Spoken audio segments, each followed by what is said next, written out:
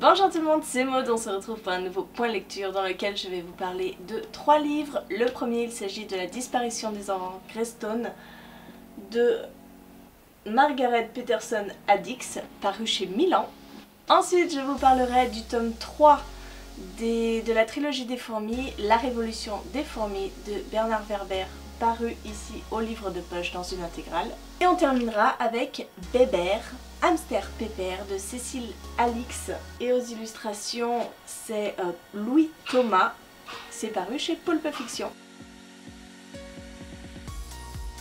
Allez, on commence avec ce petit livre jeunesse qui est vraiment magnifique. Je trouve la couverture extrêmement belle. Ce livre m'a été offert par ma meilleure amie, je ne savais pas trop quoi en penser parce que les premiers retours n'était pas spécialement bon sur Livre Addict, il a une note assez basse. Ce que je ne comprends pas forcément parce que personnellement j'ai beaucoup aimé ce roman. Nous sommes avec les enfants Greystone, une fratrie donc de 3 enfants qui du jour au lendemain se retrouvent avec une mère complètement absente. Elle leur dit qu'elle doit partir pour le boulot, elle les laisse à une parfaite inconnue, voilà, ils ont dû la voir 1 ou 2 fois. Et depuis, eh bien, ils n'ont aucune nouvelle de leur mère, ils ne comprennent pas ce qui se passe, ils savent juste que la veille du départ de leur mère, une étrange information était passée au journal. Des enfants avec exactement la même date de naissance, avec exactement les mêmes prénoms qu'eux, ont disparu. C'est très étrange, mais bon... Voilà, c'est une information parmi tant d'autres et surtout la disparition de leur mère qui les inquiète profondément.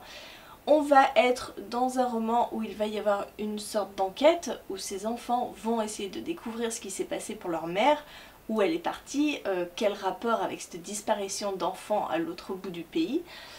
C'était très chouette. Alors au début c'est vrai que c'est assez redondant parce qu'on voit les enfants qui s'inquiètent pour leur mère, qui se demandent ce qui s'est passé, donc voilà, on tourne un petit peu en rond, mais alors après on part dans quelque chose que j'ai franchement adoré parce que c'est rare qu'on trouve ce genre d'originalité dans un roman jeunesse. On part dans une dose de fantastique avec une explication qui, moi, m'a paru limpide, parce que si vous voulez, j'ai assez vite compris de quoi il retournait, voilà, il y a des petits indices un peu de partout. Mais c'est très bien fait, franchement c'est très bien fait pour la jeunesse, je pense que les enfants peuvent vraiment aimer ce livre parce que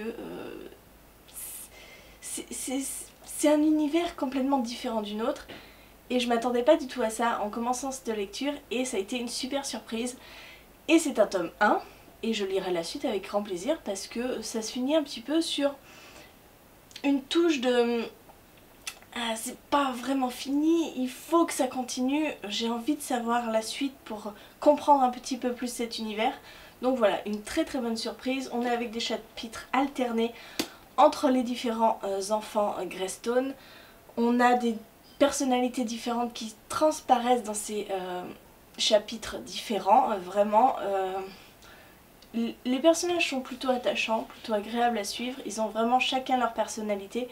On a le petit frère gaffeur qui a 8 ans et qui comprend pas vraiment tout, mais bon, qui a cette naïveté enfantine très touchante. On a la petite fille qui est un peu plus grande et qui est très intelligente. On a le plus grand, il me semble que c'est le plus grand, qui sent peser la responsabilité de son rôle d'aîné.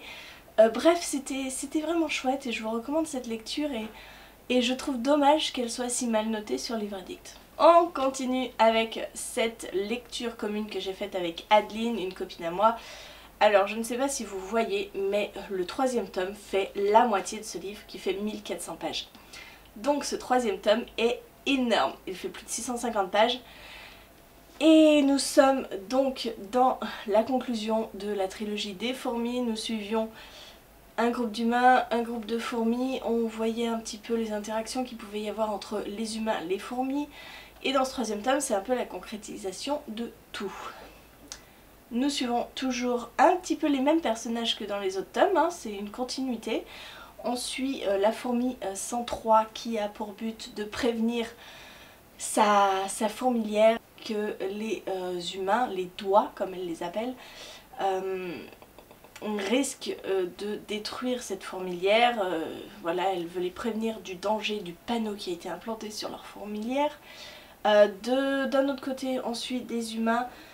Un homme qui découvre une pyramide étrange en plein milieu de Fontainebleau et qui meurt en découvrant cette pyramide. Cet homme, c'était le père de Julie, et Julie, c'est une jeune femme qui va découvrir le livre de Well, l'encyclopédie absolue et relatif, etc. Enfin bon, l'encyclopédie que vous trouvez dans tous les Bernard Werber. Et de là va découler pas mal de choses, de réflexions.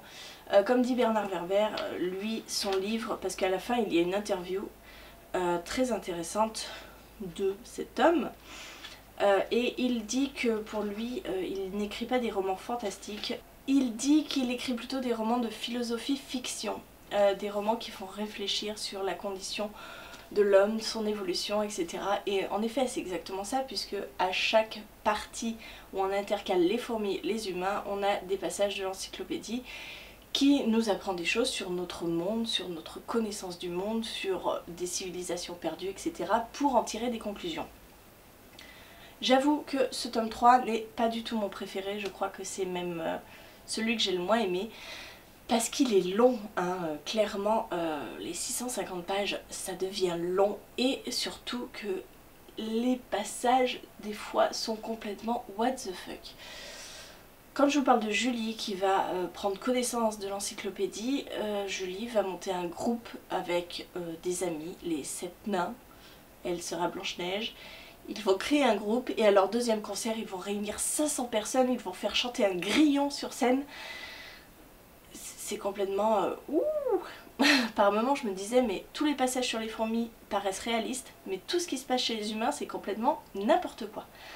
C'était une sensation très bizarre de voir se développer cette révolution, hein, qui va être à l'origine de ce livre, et c'est très bizarre. Voilà, c'est très bizarre, j'ai pas spécialement apprécié, je me demandais dans quoi j'étais, hein, personnellement. Il y a des passages aussi avec les fourmis qui sont aussi très étranges. Et la conclusion, bah ma foi, oui, sans plus. Voilà, sans plus. J'ai pas forcément plus apprécié que ça. Je pense que on perdait un petit peu toute l'originalité du premier tome, hein, parce que le premier tome c'était une révolution, faire parler des fourmis, voir comment elles vivent, etc. C'est une révolution. Ce troisième tome, oui, bof, sans plus. C'est dommage parce que quand même plus de 650 pages pour dire oui, bof, sans plus. Mais bon, j'ai terminé une trilogie. Et pour finir, je vous parle de Bébert, hamster pépère. Comme vous le voyez sur cette couverture, nous sommes dans un roman jeunesse avec un hamster qui lui, bah écoutez, aime bien sa petite tranquillité, hein. Il vit avec Paloma et ses parents, il adore sa petite vie, il regarde des films avec Paloma coincée sous la couette jusqu'au jour où eh bien, des immenses doigts crochus viennent l'arracher à sa cage, le mettent dans un tupperware transpercé de trous et l'emmènent à un endroit inconnu. Et Bébert, il se retrouve dans une cage avec d'autres hamsters, il ne comprend absolument pas ce qui lui est arrivé, pourquoi il est là, et il va tout faire pour s'évader.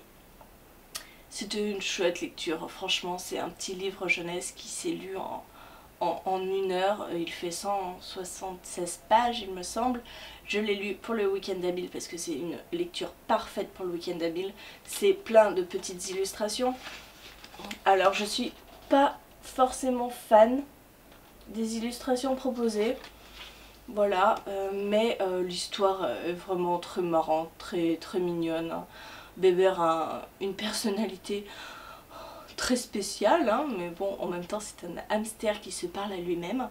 Il va rencontrer d'autres hamsters, il va y avoir une sorte de petite enquête pour découvrir ce qu'il fait là, pourquoi il est là. Alors il va se monter toute une histoire qui est complètement farfelue pour découvrir au final que... bah, je vous laisserai découvrir, hein. Non, c'était chouette, ça s'est lu très vite et c'était marrant. C'était marrant, c'est un petit peu comme Tarzan Poney Méchant, on est dans le même style. avec un héros qui fait que des gaffes et qui cherche à faire le bien, hein, mais qui va toujours se fourrer dans des situations impossibles. Bien sûr, il y a une explication à tout, et c'était marrant parce que l'histoire se termine un petit peu en cliffhanger, et on nous met une petite interview de Bébert à la fin pour nous expliquer ce qui s'était passé à la fin. Donc non, c'est très chouette, j'aime bien ce format. Et je vous conseille cette petite lecture parce que je pense que les plus jeunes seront ravis de découvrir Bébert, le hamster Bébert. Et ses compagnons, parce qu'il vaut le coup d'œil aussi. Voilà, je vous ai parlé de ces 3 lectures. J'espère que la vidéo vous a plu. N'hésitez pas à me dire en commentaire si vous avez lu un de ces romans, ce que vous en avez pensé. Et moi, en attendant, je vous fais des gros bisous. Je vous souhaite une très bonne journée, de très bonnes lectures et je vous dis à très bientôt pour une nouvelle vidéo.